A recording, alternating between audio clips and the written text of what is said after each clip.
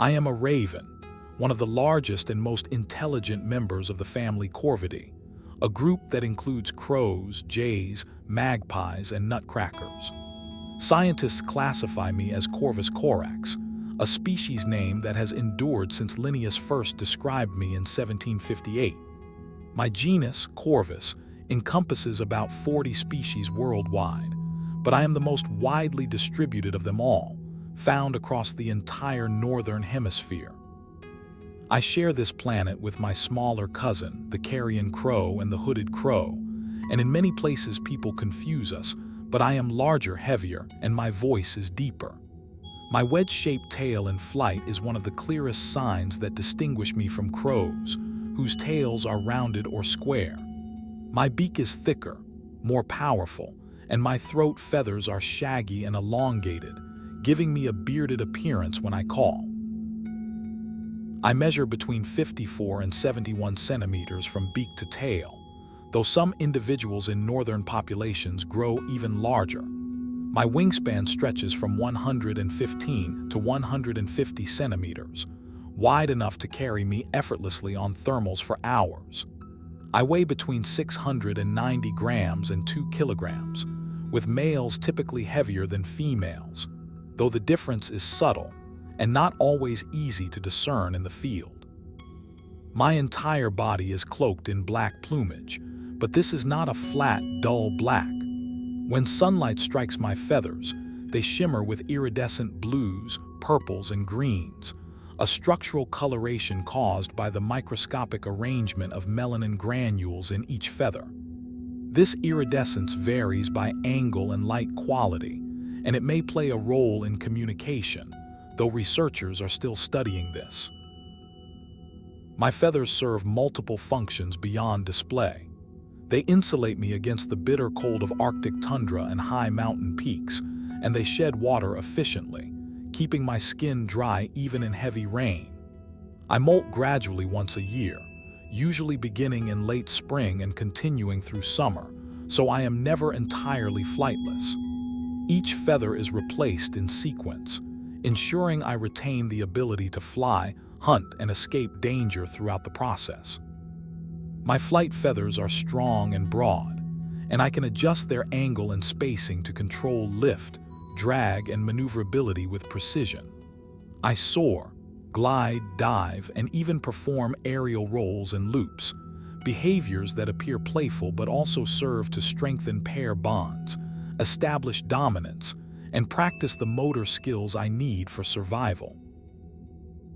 My legs are sturdy and covered in black scales, ending in 4 toes, 3 pointing forward and 1 back, each tipped with a curved black claw. I walk with a confident, rolling gait, and I can hop when speed is needed. My feet are strong enough to grip branches, carcasses, and prey, and I use them to hold food while I tear it apart with my beak. My beak itself is a marvel of engineering, a multi-purpose tool that I use to probe, pry, stab, tear, crack, and carry. The upper mandible is slightly curved and ends in a sharp point, while the lower mandible is robust and fits snugly beneath it. I can exert significant force with my beak, enough to break open bones to access marrow, to crack nuts, and to drive away competitors. My eyes are dark brown, almost black, and positioned laterally on my head, giving me a wide field of view. I can see in color, and my color vision is sharper than that of many mammals. I am particularly sensitive to contrasts and movement, adaptations that help me spot carrion from great heights and detect the subtle motion of a beetle in the grass. My visual acuity is excellent, and I can recognize individual human faces, a cognitive feat that has been demonstrated in controlled experiments. I remember those who have threatened me or treated me kindly, and I respond accordingly when I encounter them again, even years later. My hearing is acute, and I use it to locate hidden prey, to detect the approach of predators, and to eavesdrop on the calls of other animals. I listen for the distress calls of injured animals, the sounds of predators making a kill, and the vocalizations of other ravens. each of which provides information I can exploit. My sense of smell is better than scientists once believed, though it is not as developed as that of vultures. I can detect the odor of decomposition from a distance, and I use this sense in combination with vision and hearing to locate food. I live across an enormous range, from the Arctic coasts of Greenland and Alaska, south through the mountains and forests of North America, across Europe and Asia, and into the deserts of North Africa and the Middle East. I inhabit tundra, boreal forests, temperate woodlands, grasslands, deserts, sea cliffs, and even urban environments. I am adaptable, a generalist, and this flexibility has allowed me to thrive in landscapes where specialists struggle. In the Arctic, I endure temperatures that plunge below -40 degrees Celsius, while in the deserts of the southwestern United States, I cope with summer heat exceeding 40 degrees Celsius. I manage these extremes through behavior and physiology, seeking shade and panting in the heat, fluffing my feathers and reducing exposed skin in the cold. My day begins before dawn in many seasons, though this varies with latitude and the demands of the environment. I roost communally in some populations, especially outside the breeding season, gathering with dozens or even hundreds of other ravens in a sheltered forest or on a cliff face. These roosts provide safety in numbers, and they may also serve as information centers where I learn about food sources by observing where other ravens depart to in the morning. At first light, I leave the roost and begin searching for food, a task that occupies much of my waking life. I'm an opportunist, and my diet includes carrion, small mammals, bird eggs and nestlings, insects, grains, fruits, and human refuse. I scavenge the kills of wolves, bears, and big cats, waiting at a cautious distance until the predator has fed and moved away. I also hunt, though I am not built for the speed and agility of a hawk. I take small rodents, lizards, and insects when I can catch them, and I raid the nests of seabirds, gulls, and songbirds, swallowing eggs whole or carrying them away to crack on a hard surface. I am a tool user, a rare ability among birds. I have been observed using sticks to extract insects from crevices, and I drop hard-shelled foods from height to break them open, a behavior that requires an understanding of cause and effect. I cache food when it is abundant, hiding surplus items under leaves, in rock crevices, or buried in soil. I remember the locations of hundreds of caches, and I retrieve them days or weeks later when food is scarce. I also steal from the caches of other ravens and other species, and I engage in elaborate deceptions to prevent others from stealing from me. When I am being watched, I pretend to cache food in one location, then move it to another when the observer looks away. This suggests I understand that other ravens have minds and intentions, a capacity called theory of mind, which was once thought to be unique to humans and great apes. My intelligence extends to problem-solving, innovation, and social learning.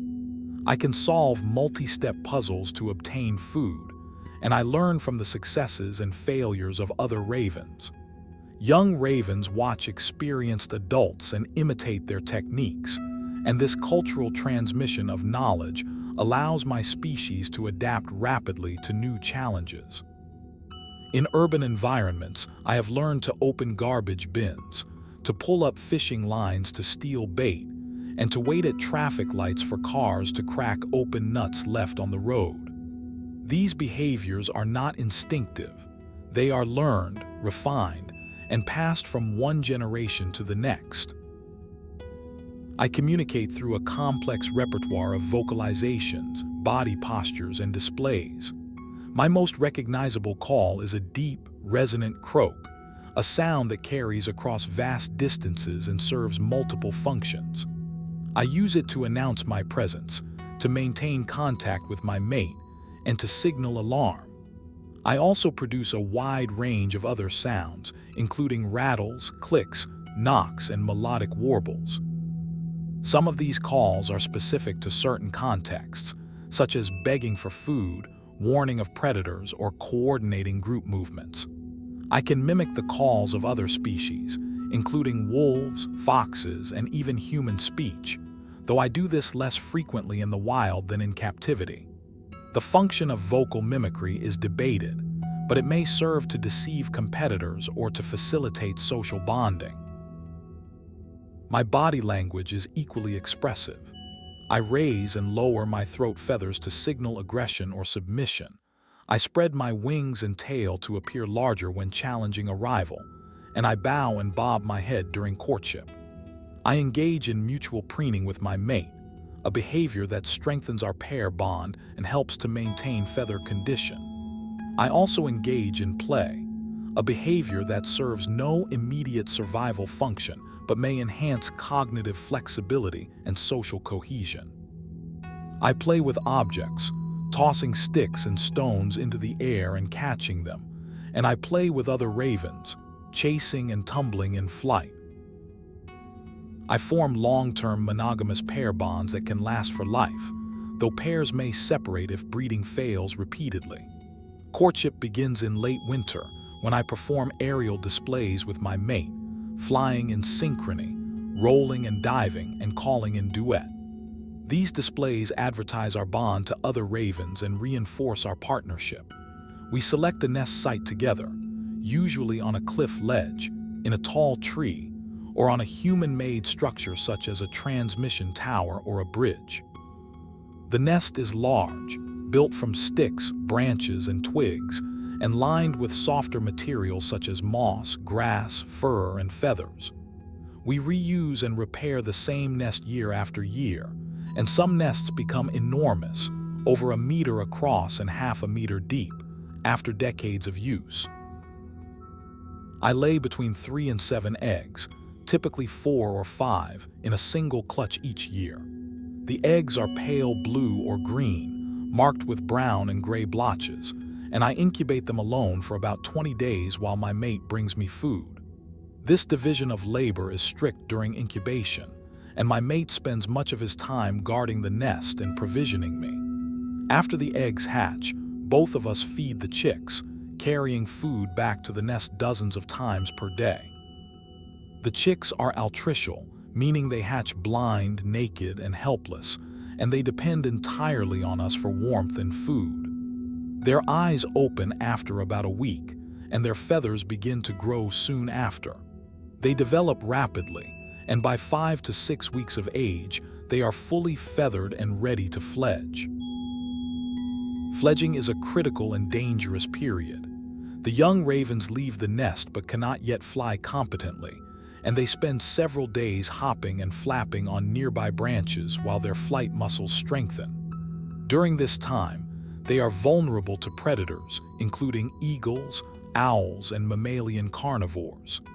My mate and I remain vigilant, mobbing any potential threat and calling loudly to warn our offspring. Once the young can fly, they follow us for several more weeks, begging for food and learning the skills they will need to survive on their own. We teach them where to find food, how to avoid danger, and how to interact with other ravens. By late summer or early autumn, the young disperse, leaving our territory to join flocks of other non-breeding ravens. These non-breeding flocks are dynamic and complex social groups, composed primarily of young ravens and adults that have not yet secured a territory or a mate. Flock members roost together, forage together, and engage in a constant negotiation of social relationships. Dominance hierarchies exist within flocks, established and maintained through displays, chases, and occasional physical conflicts.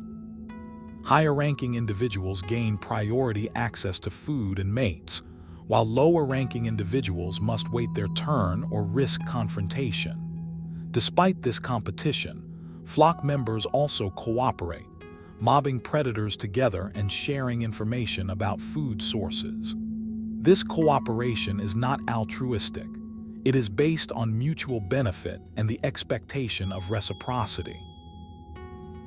I reach sexual maturity at around 3 years of age, though some individuals delay breeding until they are older, particularly in populations where suitable territories are limited. Once I establish a territory and a pair bond, I defend that territory vigorously throughout the year. My territory encompasses several square kilometers, and I patrol its boundaries regularly, chasing away intruders and advertising my ownership through calls and displays. Within my territory, I have favorite perches, regular foraging routes and nest sites, and I know every cliff, tree, and water source intimately. My lifespan in the wild ranges from 10 to 15 years on average, though some individuals live much longer. The oldest known wild raven was over 23 years old, and in captivity, where I am protected from predators and provided with consistent food and veterinary care, I can live beyond 30 years.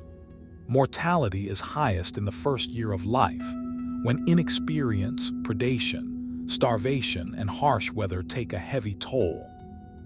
Those of us who survive to adulthood face continued risks from predators, disease, injury, and human activity. My primary predators include golden eagles, great horned owls, and occasionally other large raptors. These hunters take young ravens more often than adults, but an experienced eagle or owl can kill an adult if it catches one off guard.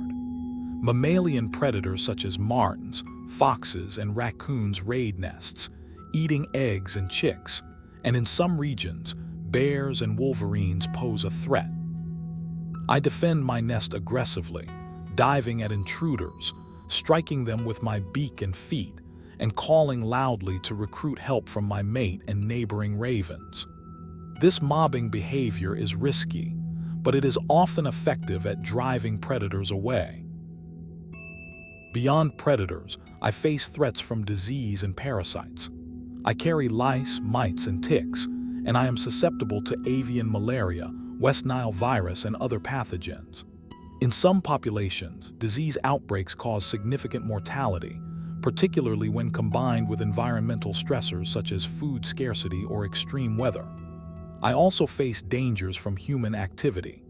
I am poisoned, shot, and trapped in regions where I am perceived as a threat to livestock or game species. I collide with vehicles, power lines, and wind turbines, and I ingest lead from spent ammunition in carrion, which causes neurological damage and death. Habitat loss and climate change alter the landscapes I depend on, though my adaptability allows me to persist in many human-modified environments. My relationship with humans is ancient and complex. I appear in the myths, legends, and spiritual traditions of cultures across the Northern Hemisphere, often as a trickster, a messenger, or a symbol of death and transformation. Norse mythology associates me with the god Odin, who was accompanied by two ravens named Hugin and Munin, representing thought and memory. Indigenous peoples of the Pacific Northwest regard me as a creator figure, a clever and sometimes mischievous being responsible for bringing light to the world. In European folklore, I am often linked with battlefields and gallows, a scavenger of the dead, and this association has given me a dark reputation in some cultures. Humans have hunted me for food, feathers, and sport, and they have persecuted me as a pest. In some regions, bounty programs in the 19th and 20th centuries paid rewards for dead ravens, and populations declined sharply. Legal protections introduced in the latter half of the 20th century allowed some populations to recover, though I remain persecuted illegally in some areas. In other regions, I have benefited from human activity, exploiting garbage dumps, agricultural fields, and road-killed animals. My adaptability and intelligence allow me to thrive in proximity to humans, though this proximity brings both opportunities and dangers. Scientists study me intensively, fascinated by my cognitive abilities, social behavior, and ecological role. Field researchers observe my behavior in the wild, while laboratory experiments test my problem-solving skills, memory, and understanding of physical causality. These studies reveal that I possess cognitive abilities rivaling those of great apes and cetaceans, and they challenge long-held assumptions about the uniqueness of human intelligence. I plan for the future, I use tools, I understand cause and effect, and I engage in social manipulation and deception. I also exhibit behaviors that suggest emotional complexity, including play, mourning, and long-term memory of social relationships. My ecological role extends far beyond scavenging. I disperse seeds by caching and forgetting fruits and nuts, and I influence the populations of small mammals and ground-nesting birds through predation. I serve as a sentinel species, alerting other animals to the presence of predators through my alarm calls. Wolves and other carnivores have been observed following me to locate prey, and I in turn follow predators to scavenge their kills. This relationship is mutualistic, though it is based on competition and opportunism rather than cooperation. I also influence nutrient cycling by consuming carrion and redistributing nutrients across the landscape through my droppings and caches. There are common misconceptions about me that deserve correction. I am often portrayed as a solitary bird, but this is only partially true. While mated pairs defend territories and may spend much of their time alone or with their mate, non-breeding ravens are highly social and form large flocks. I'm also sometimes described as a harbinger of death or an omen of bad luck, beliefs rooted in my association with carrion and battlefields. These beliefs are cultural constructs, not reflections of my actual behavior or ecology. I do not predict death. I respond to it, using my keen senses to locate carrion and exploit a resource that many other animals cannot. Another misconception is that I am a serious threat to livestock, particularly lambs and calves. While I do occasionally feed on newborn or weak livestock, and I have been documented attacking live animals in rare cases, the majority of my diet consists of carrion, and I prefer to scavenge rather than hunt large prey. Studies examining stomach contents and stable isotopes confirm that livestock comprises a small proportion of my diet in most populations, and my impact on livestock mortality is generally minor. Nevertheless, conflict persists in some ranching communities, and management strategies that reduce conflict, such as improved husbandry practices and non-lethal deterrence, are more effective and sustainable than lethal control. The diversity within my species is worth noting. Across my vast range, I exhibit variation in size, plumage, voice, and behavior, though these differences are generally clinal and do not warrant recognition of distinct subspecies by most taxonomists. Some authorities recognize multiple subspecies based on geographic variation, but molecular studies suggest that gene flow across populations is sufficient to maintain genetic continuity. This variation reflects local adaptation to different environments, and it highlights the evolutionary flexibility that has allowed me to colonize such a broad range of habitats. In the high Arctic, I endure some of the harshest conditions on Earth. I nest on sea cliffs and rocky outcrops, often in colonies alongside seabirds whose eggs and chicks I prey upon. I forage on the tundra for lemmings, voles, and carrion, and I follow herds of caribou and muskoxen, scavenging the remains of animals killed by wolves or weakened by disease and starvation. In winter, when daylight is brief and temperatures plunge, I conserve energy by reducing activity, and I exploit every available food source, including human refuse at research stations and settlements. My thick plumage and behavioral adaptations, such as tucking my beak under my wing and standing on one leg to reduce heat loss allow me to survive when other species retreat south. In temperate forests, I find abundant food and diverse nesting sites. I forage in the canopy and on the forest floor, taking insects, fruits, nuts, and the eggs and young of forest birds.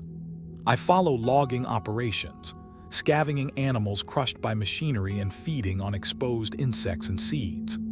I also benefit from the presence of large predators such as wolves, bears, and mountain lions, which provide me with carrion year-round. In these forests, I compete with crows, jays, and other corvids, and I dominate them through size and aggression, though I also tolerate their presence when food is abundant. In deserts, I face the challenges of heat and water scarcity. I nest on cliffs and in isolated trees, and I forage across vast expanses of sand and rock, searching for lizards, snakes, insects, and carrion. I obtain much of my water from the food I eat, and I seek out natural springs and livestock water sources when available. I time my breeding to coincide with periods of greater food availability, often in late winter or early spring when temperatures are mild and prey is abundant. In summer, I reduce activity during the hottest part of the day, retreating to shade and panting to dissipate heat. In urban and suburban environments, I exploit human resources with remarkable ingenuity. I raid garbage bins, fast food restaurants, and outdoor dining areas, and I have learned to associate certain human behaviors with food. I wait at crosswalks for pedestrians to drop food. I follow delivery trucks and garbage collectors, and I even beg from people who feed me regularly. These behaviors are learned and culturally transmitted, and urban raven populations exhibit distinct behavioral traditions that differ from rural populations. Urban life offers abundant food, but it also brings hazards, including vehicle strikes, poisoning, and harassment by humans and domestic animals. My movements vary by population and season. In some regions, I am sedentary, remaining on or near my territory year-round. In other regions, particularly in the far north and at high elevations, I migrate short distances to lower elevations or more southern latitudes in winter, tracking food availability and avoiding extreme cold. Young ravens disperse widely after fledging, sometimes traveling hundreds of kilometers before settling in a new area. These dispersal movements are critical for gene flow and colonization of new habitats, and they reduce inbreeding by mixing individuals from different populations. I navigate using a combination of visual landmarks, the position of the sun, and possibly the Earth's magnetic field, though the mechanisms of magnetic orientation in ravens are not yet fully understood. I can return to my territory from distant locations, and I remember specific routes, landmarks, and food sources across vast landscapes. This spatial memory is supported by a large hippocampus, a brain region associated with memory and navigation in many vertebrate species. My brain is large relative to my body size, and it exhibits a high degree of structural complexity. The avian equivalent of the mammalian cortex, called the pallium, is densely packed with neurons, and this neural density may underlie my cognitive abilities. Research comparing the cognitive performance of ravens with that of great apes finds that I perform at a comparable level on tasks involving physical causality, quantity discrimination, and self-control. I can delay gratification, choosing a larger reward later over a smaller reward now, and I can understand that an object continues to exist even when it is hidden from view, a concept called object permanence. I also exhibit evidence of episodic-like memory, the ability to remember specific events in the past and to anticipate future events. In experiments, I have demonstrated that I can plan for future needs, selecting and caching tools that I will need later, even when I am not currently hungry.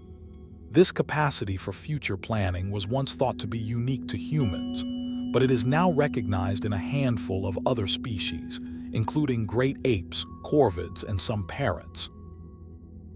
My social cognition is equally impressive. I understand social hierarchies, and I adjust my behavior based on the rank and familiarity of other ravens. I form alliances and coalitions, supporting individuals who have supported me in the past, and I retaliate against those who have wronged me.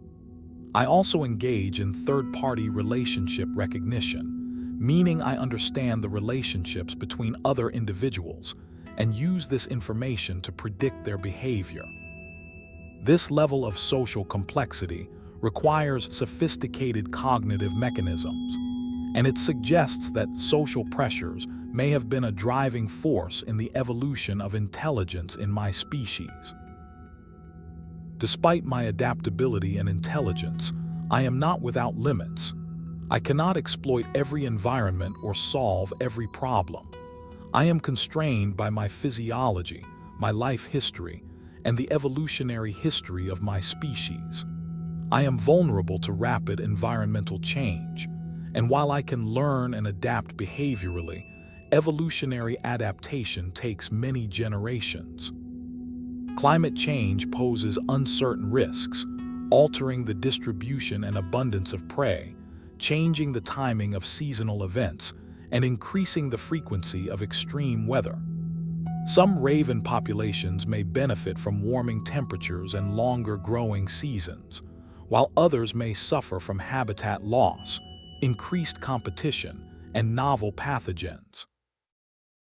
Conservation efforts for my species focus primarily on reducing human-caused mortality and protecting key habitats. Legal protections, such as those provided by the Migratory Bird Treaty Act in North America and similar legislation in other regions, prohibit the hunting and persecution of ravens without permits.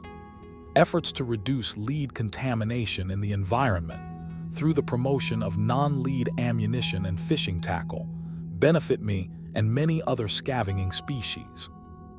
Habitat conservation, particularly the protection of old-growth forests, cliff nesting sites, and large intact landscapes, ensures that I have the resources I need to breed and forage. In some regions, I am locally overabundant, and management actions are taken to reduce my numbers, particularly in areas where I prey on threatened or endangered species. For example, in parts of the Mojave Desert, raven populations have increased due to human subsidies such as garbage, roadkill, and artificial water sources, and I have become a significant predator of juvenile desert tortoises, a threatened species. Management strategies in these areas include removing artificial subsidies, non-lethal hazing, and in some cases, lethal removal of individual ravens. These actions are controversial, and they require careful consideration of ecological, ethical, and social factors. My story is not one of a single individual but of a species, a lineage that stretches back millions of years. Fossil evidence suggests that corvids arose in the Miocene, roughly 20 million years ago, and that my genus, Corvus, diversified in the Pliocene and Pleistocene, adapting to the changing climates and landscapes of the ice ages. My ancestors witnessed the rise and fall of megafauna, the advance and retreat of glaciers, and the arrival of modern humans. I have coexisted with humans for tens of thousands of years, and our fates have been intertwined, sometimes in conflict, sometimes in mutualism, always in a dynamic and evolving relationship. Today, I am common and widespread, and my conservation status is classified as least concern by the International Union for Conservation of Nature. This status reflects my large population size, extensive range, and adaptability. However, it does not mean I am without threats or that my future is secure. Complacency is dangerous, and continued monitoring, research, and conservation action are essential to ensure that future generations of ravens and humans share this planet. I wake on a cold morning in early March, the air still sharp with the remnants of winter. The sky is pale, the sun just beginning to rise over the ridge to the east. I am perched on a rocky outcrop overlooking a forested valley, my mate beside me. We have been together for 5 years now, and this is our 4th attempt at breeding. Our first nest was raided by a marten, our second clutch failed to hatch, and last year only 1 chick survived to fledging. This year, we hope for better luck. We leave the roost together, calling softly to each other as we take flight. The morning air is crisp, and I can feel the cold through my feathers, but it is invigorating, and I relish the sensation of flight, the air flowing over my wings, the landscape unfolding beneath me. We fly in tandem, our movements synchronized, and I feel the bond between us, a connection built over years of shared effort, shared success, and shared failure. We are not romantic in the human sense, but we are partners, bound by mutual dependence and the drive to reproduce. We head west toward a meadow where we often forage, a place where deer sometimes die in winter and where carrion is reliably found. As we approach, I scan the ground looking for movement, for color, for anything that suggests food. I see nothing at first, but then I catch the scent of decomposition, faint but unmistakable. I adjust my flight path, angling toward the source, and my mate follows. We land on a low branch overlooking a small clearing, and there, partially hidden by a fallen log, is the carcass of a deer, an adult doe, perhaps killed by wolves or by the hard winter. We approach cautiously, hopping from branch to branch, watching for danger. The carcass is fresh, no more than a day or 2 old, and it has not yet been heavily scavenged. This is a valuable find, and we must secure it quickly before other scavengers arrive. I drop to the ground and approach the carcass, still wary, my mate above me in the tree, watching. I reach the deer and begin to feed, tearing at the hide with my beak, probing for softer tissue. The hide is tough, and I struggle at first, but I find a wound, perhaps from a wolf bite, and I widen it, accessing the muscle beneath.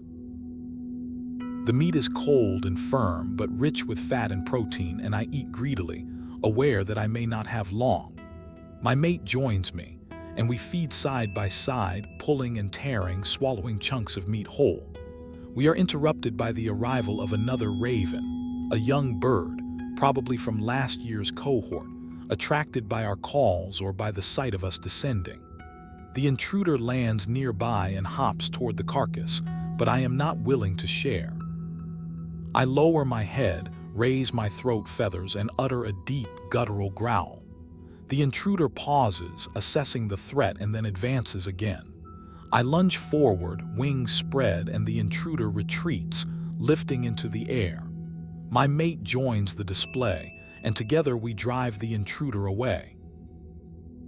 We return to feeding, but we are more vigilant now, aware that the scent of the carcass will draw others. Within minutes, a pair of magpies arrives, and then a red fox trots into the clearing, nose to the ground. The fox is more concerning than the magpies, and we retreat to the safety of the trees, watching. The fox sniffs the carcass, then begins to feed, tearing at the hide with teeth far more effective than my beak. We wait patient, knowing that the fox will eat its fill and leave, and that we can return. This is the pattern of scavenging, a constant negotiation between species, each trying to maximize its share while minimizing risk. The fox feeds for perhaps 15 minutes, then trots away into the forest, its belly full.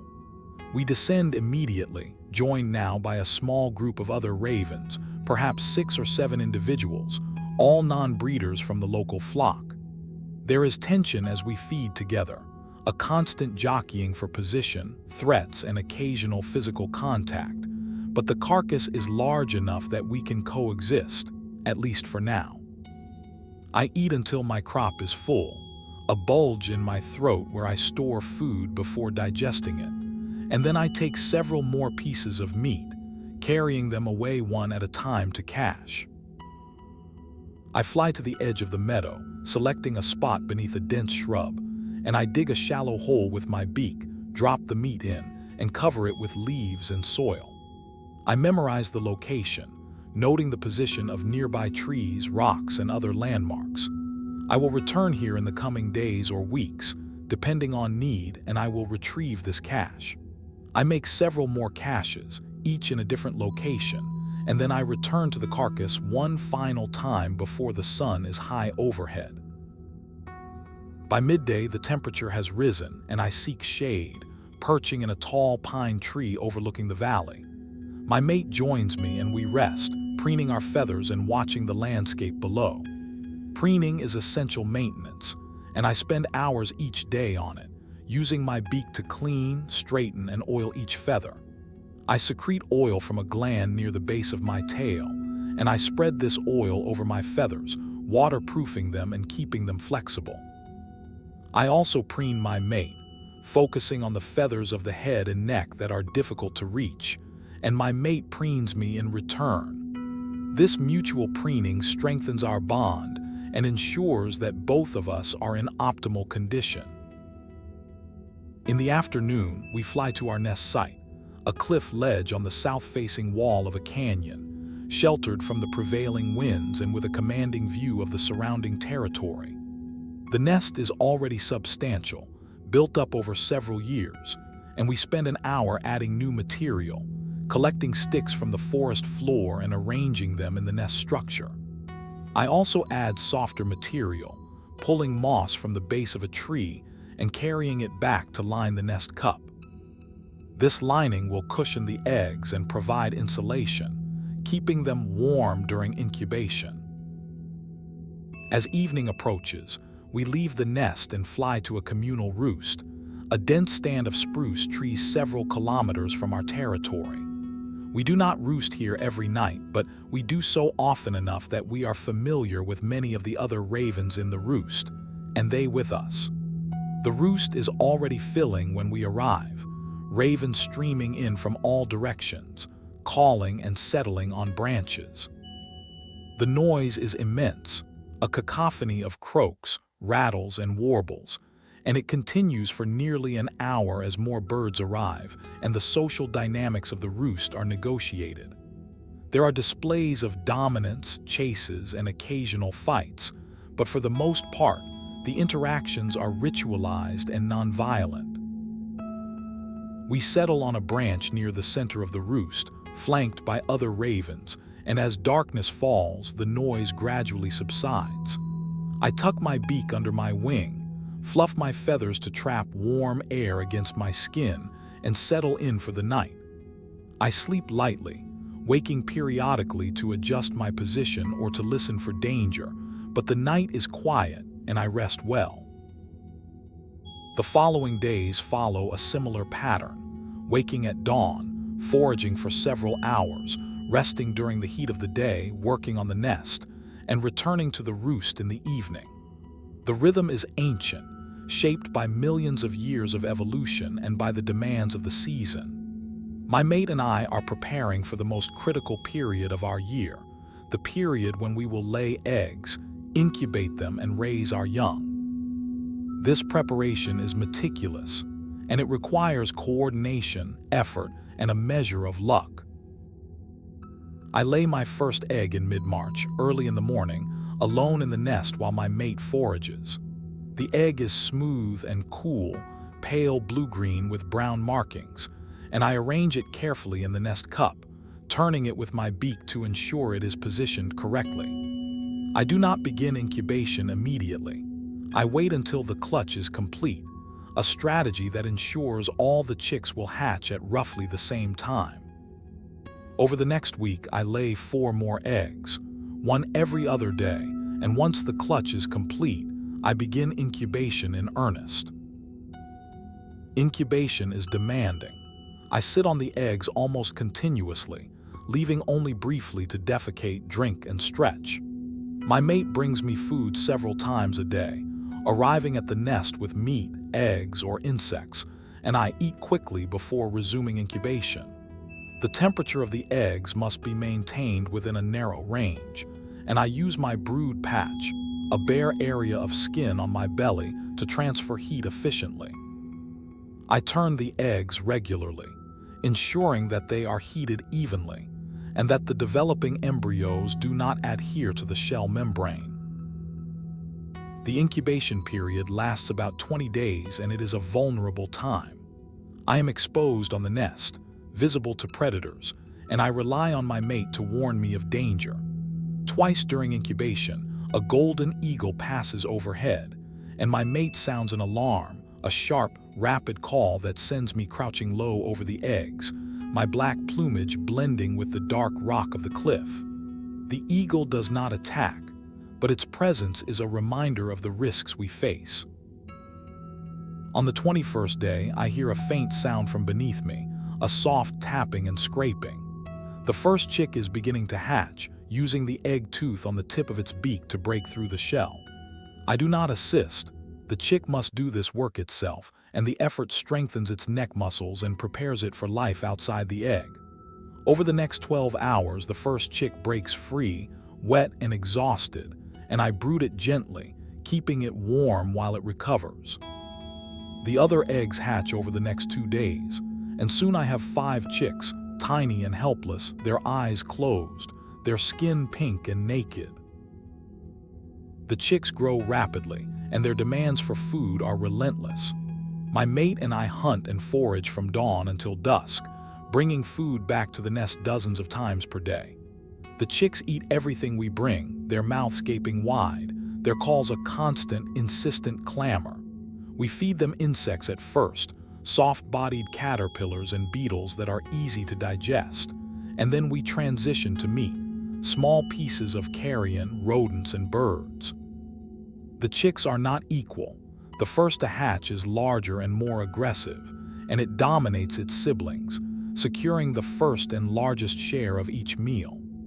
This size hierarchy can lead to the death of the smallest chick, particularly in years when food is scarce. But this year food is abundant, and all 5 chicks survive. By 3 weeks of age, the chicks are covered in dark gray down, and their feathers are beginning to emerge. Their eyes are open and they are alert, watching us come and go, begging loudly whenever we approach. By 5 weeks, they are fully feathered and they look much like adults, though their plumage is duller and their throat feathers are not yet shaggy. They test their wings, flapping vigorously while standing in the nest, and they hop to the edge of the nest, peering down at the dizzying drop below. At 6 weeks, the first chick fledges, launching itself from the nest and gliding awkwardly to a lower ledge. The others follow over the next 2 days, and soon all 5 are out of the nest, perched on ledges and branches near the cliff. They cannot yet fly competently and they are vulnerable, but my mate and I remain vigilant, guarding them and bringing food. Over the next week, their flight improves, and they begin to follow us on foraging trips, learning by watching and imitating. We teach them how to find food, where to look, what to avoid. We demonstrate caching and they practice, often forgetting where they hid their food or choosing poor locations that are easily robbed by other animals. We teach them to recognize predators, mobbing a red-tailed hawk that flies too close and calling loudly to reinforce the lesson. We teach them the boundaries of our territory, chasing them back when they wander too far, and introducing them to our neighbors, other raven pairs whose territories abut ours.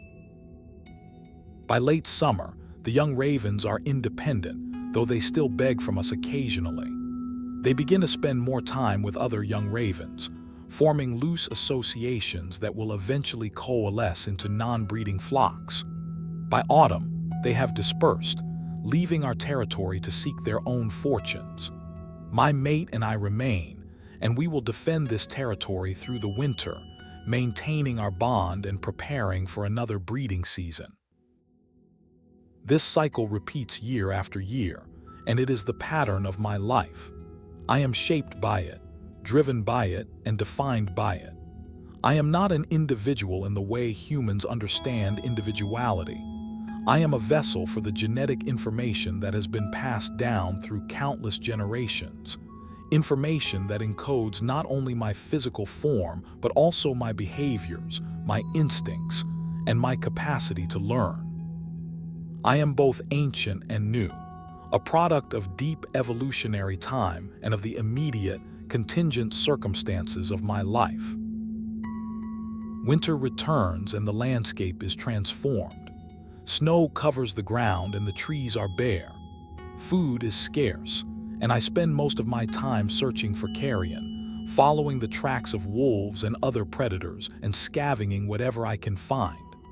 My mate and I remain together, foraging as a pair, and we cache food when we can, hiding it beneath the snow to retrieve later. We join other ravens at a deer carcass, a wolf kill, and we feed alongside wolves, waiting for them to finish and then moving in to take what remains. The wolves tolerate our presence, perhaps because we alert them to danger with our calls, or perhaps because they simply do not see us as a threat. On a particularly cold day, when the temperature has dropped below -30 degrees Celsius, I see a group of caribou moving across the tundra, a small herd of perhaps 20 individuals. They are migrating south, seeking better forage, and they are accompanied by wolves, a pack of 6 or 7 animals. The wolves are hunting, testing the herd, looking for weakness. I watch from a distance, circling overhead, waiting. The wolves single out an old cow, slower than the others, and they chase her, working as a coordinated unit. The chase is long, and I follow, conserving energy by gliding on thermals. Eventually, the cow stumbles and the wolves bring her down. I wait until the wolves have fed, and then I descend, joining a gathering of other ravens, perhaps a dozen of us, all drawn by the kill.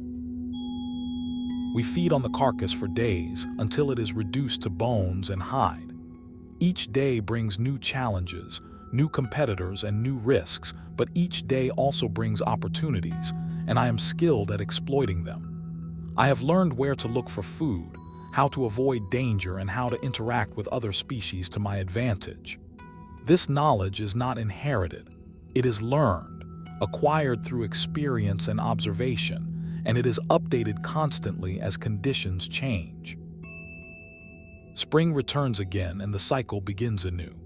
I am older now, more experienced, and my chances of successfully raising young are higher. My mate and I prepare our nest, adding fresh material and repairing damage from winter storms. We court, reaffirming our bond, and I lay another clutch of eggs. This year I lay 6, one more than last year, perhaps a reflection of my improved condition or of the abundance of food in the preceding months. The incubation and rearing proceed much as they did the year before, though not without challenges. A late spring snowstorm kills one chick, and a second is taken by a great horned owl that attacks the nest at dusk. The remaining 4 chicks fledge successfully, and they disperse in late summer. Years pass, and I raise many chicks, some of which survive to adulthood and some of which do not. I learn to recognize individual humans who frequent my territory, and I adjust my behavior based on their actions.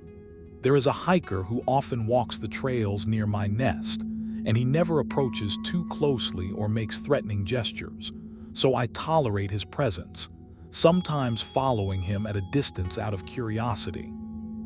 There is also a rancher who shoots at ravens, and I have learned to avoid him, flying away when I see his truck or hear his voice.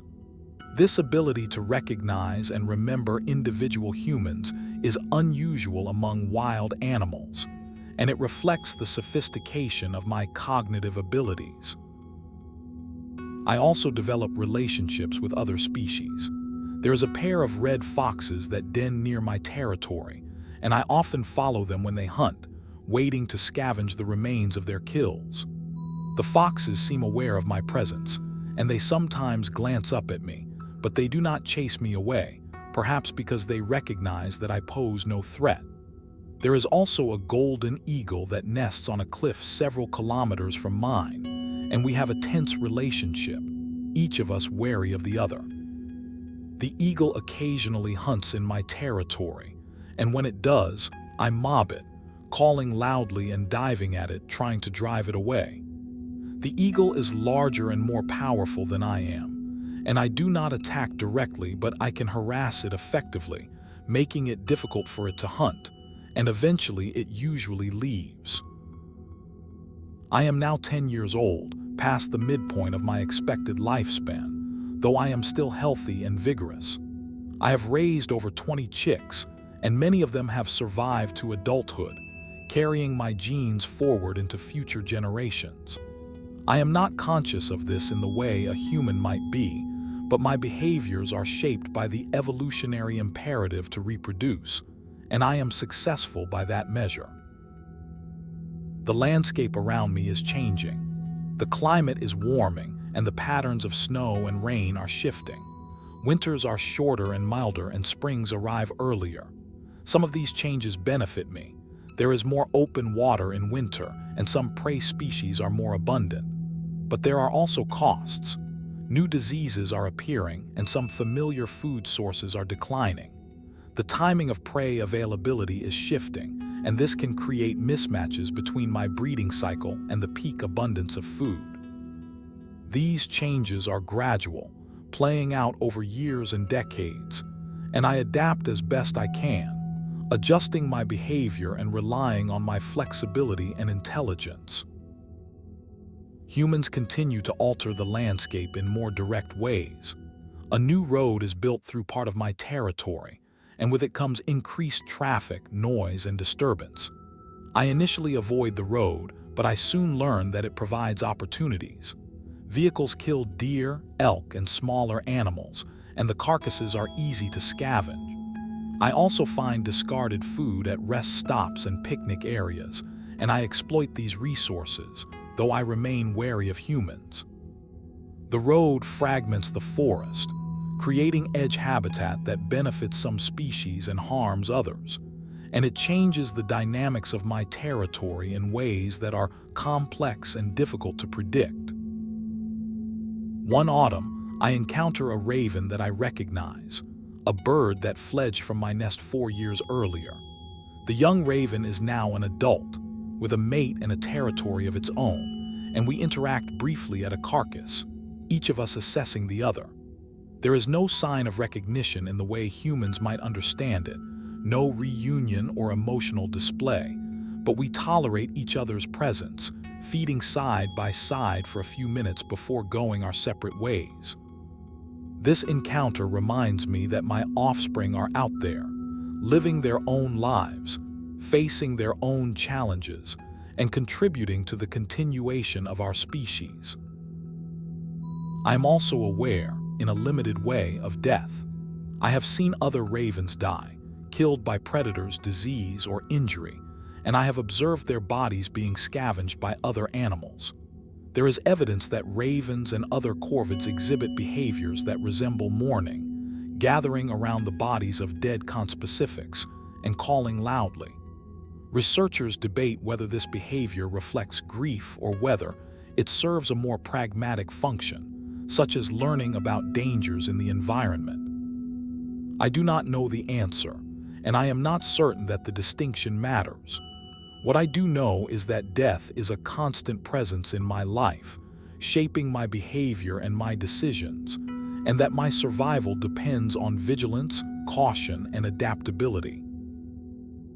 As I grow older, I become more skilled, more knowledgeable, and more efficient. I know my territory intimately, and I know the rhythms of the seasons, the movements of prey and predators, and the locations of reliable food sources. I am a master of my environment, but I am not invulnerable. Age brings wear and tear, and I may eventually succumb to disease, injury, or predation.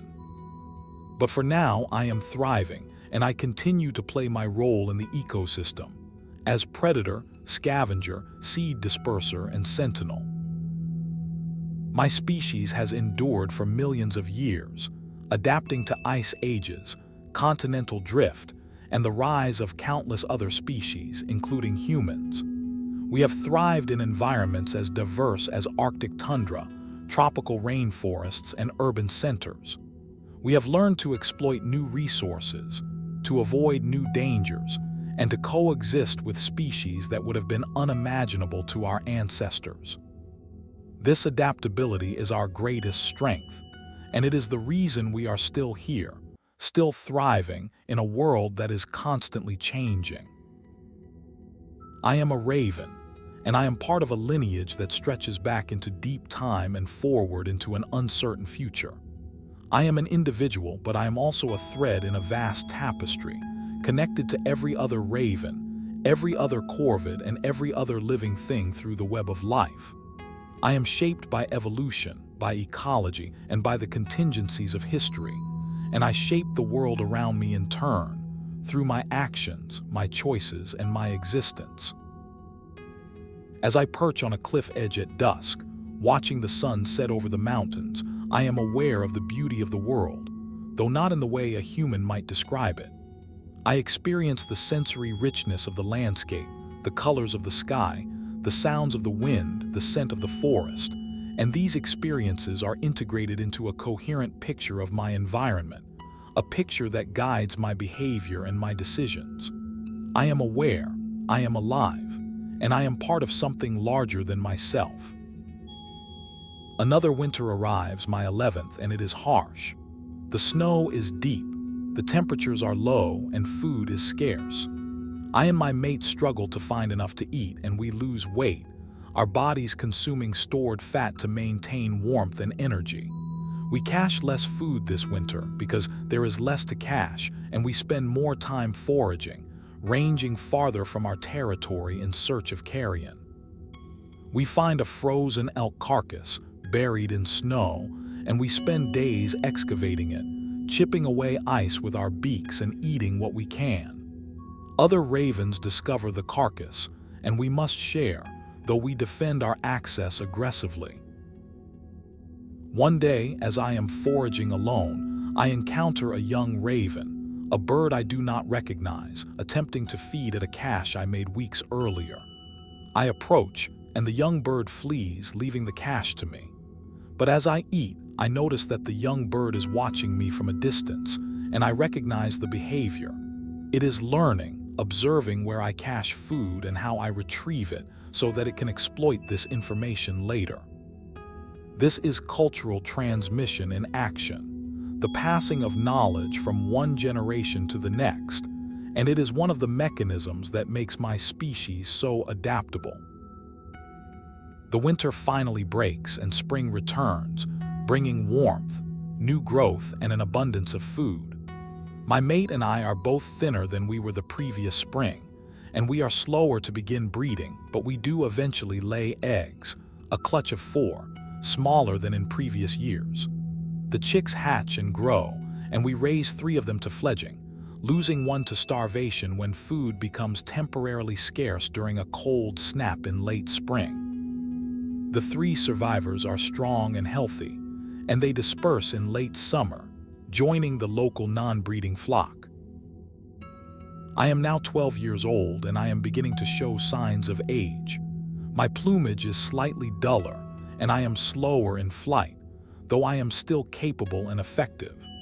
I notice that younger ravens are less intimidated by me, and I must work harder to defend my territory and my access to food. But I am experienced, and experience compensates for declining physical abilities. I know where to find food when others do not. I know how to avoid danger, and I know how to read the behavior of other animals and exploit it to my advantage. One autumn day, I am foraging in a meadow when I hear the calls of other ravens in the distance, excited and agitated. I fly toward the sound, curious, and I find a large group of ravens, perhaps 30 or 40 individuals, gathered around a grizzly bear that has killed an elk. The bear is feeding, and the ravens are waiting, calling loudly, hopping closer, and then retreating when the bear looks up. I join the group, adding my voice to the chorus, and I watch the bear, looking for an opportunity. The bear feeds for over an hour, tearing into the carcass with its powerful jaws, consuming meat, fat, and organs. Eventually, it moves away, lying down in the grass a short distance from the kill, its belly distended. The ravens move in immediately, a chaotic mass of black feathers and sharp beaks, each of us trying to secure as much food as possible before the bear returns. I push my way to the carcass, jostling with other ravens, and I feed quickly, tearing off chunks of meat and swallowing them whole.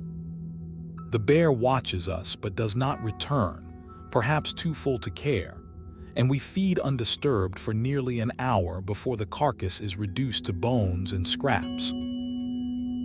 This is the life I know, a constant negotiation between competition and cooperation, between caution and boldness, between individual survival and species continuity. I am a raven, shaped by millions of years of evolution, and I am adapted to this life in every way, from the structure of my beak to the wiring of my brain. I am not unique. There are millions of ravens across the northern hemisphere, each living a life much like mine, each facing the same challenges, each contributing to the survival of our species. As I age, I reflect in my limited way on the arc of my life. I have experienced hunger and plenty, danger and safety, success and failure. I have raised many chicks, and I have lost many as well. I have formed a bond with my mate that has endured for over a decade, and I have interacted with countless other ravens, some as allies, some as rivals. I have adapted to changes in my environment, learning new skills and abandoning old ones as circumstances demanded. I am a product of my genes, my environment, and my experiences, and I am part of a species that is both ancient and adaptable, both common and remarkable. My 13th winter is mild, and I survive it with relative ease. Spring arrives, and my mate and I prepare to breed again. But this year, something is different. My mate is slower, less responsive, and she spends more time resting. She lays only 3 eggs, and she struggles during incubation, leaving the nest more frequently than in previous years. I bring her food, but she eats less than usual, and I sense that something is wrong. 2 of the eggs hatch, but the 3rd does not, and when I inspect it, I find that the embryo died early in development. The 2 chicks grow slowly, and despite our efforts, one dies within a week, leaving only a single chick. We focus all our energy on this chick, and it thrives, growing strong and healthy. It fledges successfully, and it disperses in late summer, but I notice that my mate is even weaker after the breeding season, and she does not recover as she has in previous years. By autumn, my mate is clearly ill. She perches for long periods without moving, and she eats little. I stay close to her, bringing her food and calling softly, but there is nothing I can do.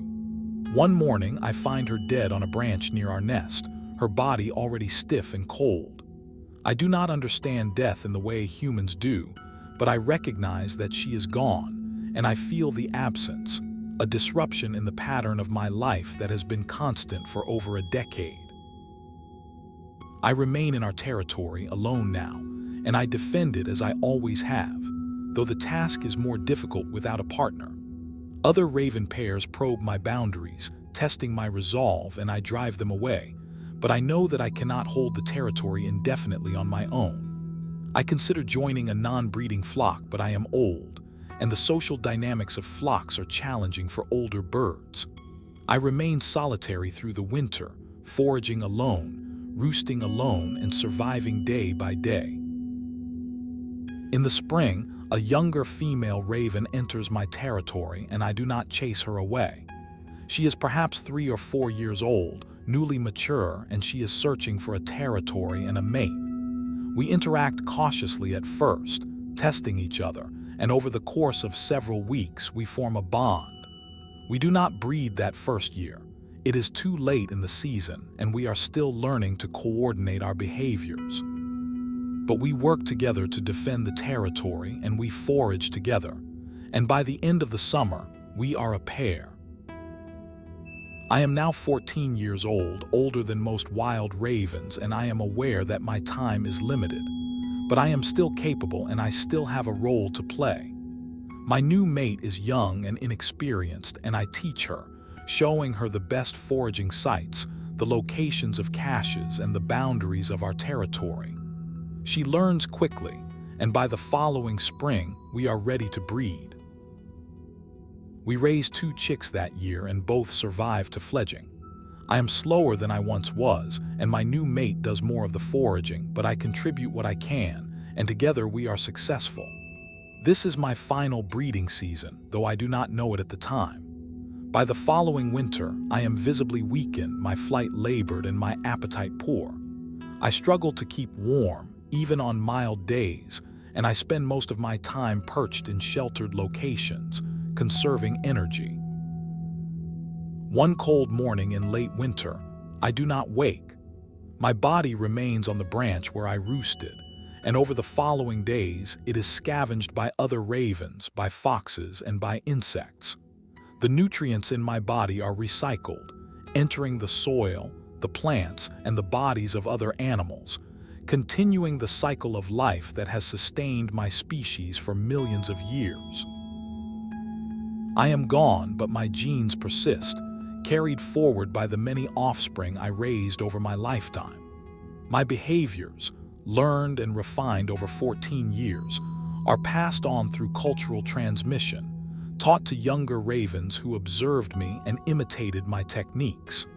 My territory is claimed by another pair, who repair and reuse the nest I built with my first mate, and who benefit from the knowledge I accumulated about this landscape.